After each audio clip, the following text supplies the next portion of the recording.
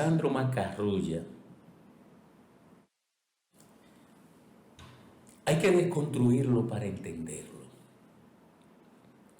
Luis Abinader, producto de una necesidad que tenía de enfrentar la enorme cantidad de dinero que estaba gastando la candidatura de Gonzalo Castillo, hizo un acuerdo que implicó enfrentar con tranquilidad económica el derroche de recursos que hacía Gonzalo Castillo. Y ese acuerdo implicó también que muchos empresarios de la élite empresarial dominicana entraran al proyecto de Luis Abinader con enormes apetencias por capturar los grandes negocios, las grandes inversiones del Estado dominicano. De ahí surgen los Celso Marrancini, los Macarrulla y otros exponentes de la élite empresarial dominicana. Pero Luis Abinader también tuvo que hacer un pacto con sectores dominicanos de la clase media, de la clase intelectual, que propugnaban por un combate a la corrupción. ¿Y qué ocurre? Que la corrupción en República Dominicana, como sistema, como modo operativo, la han construido en asociación élites empresariales y élites políticas. Y esas mismas élites se asociaron al presidente Abinader bajo el presupuesto de que iban, como dice la gente del pueblo, a guisar. Venían con la figura del fideicomiso a capturar propiedades públicas para provechos particulares. Y venían a garantizar la agilización de grandes inversiones a partir de la construcción de grandes proyectos que ellos concebían, pero que al final terminaban en sus socios del sector privado. Eso ya forma parte de la cultura institucional dominicana.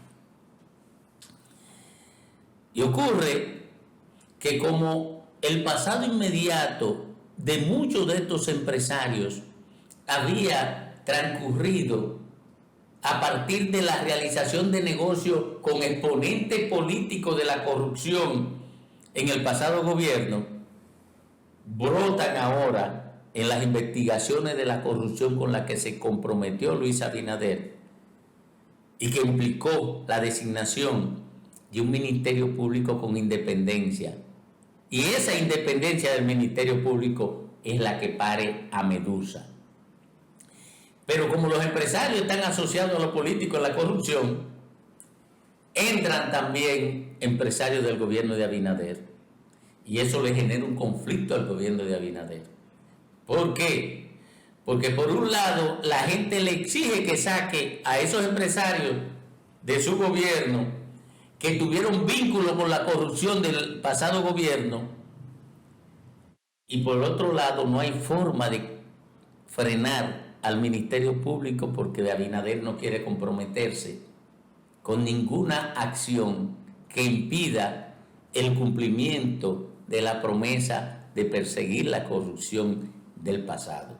Pero además, si no se persigue la corrupción del pasado, se potencia la oposición política porque puede disponer de muchos recursos para minar el posicionamiento del presente gobierno.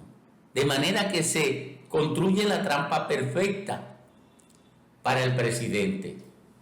Y parece que lo único que puede verse venir es el rompimiento de acuerdos y relaciones entre sectores empresariales y el propio gobierno del presidente Abinader. Es un proceso interesante el que se da en el país y lo resumo fácilmente. El Ministerio Público está actuando con independencia combatiendo la corrupción, pero los corruptos políticos tienen vínculos empresariales que se asociaron para cometer los actos de corrupción, por tanto no pueden ser dejados fuera por el Ministerio Público. Pero esos empresarios definieron una alianza con el actual gobierno durante la campaña electoral que ahora entra en peligro. Ese es el cuadro que se presenta en estos momentos. Porque para combatir la corrupción tienen que arrastrar a los empresarios que entraron en este gobierno, pero que también estaban disfrutando de la corrupción en el gobierno pasado.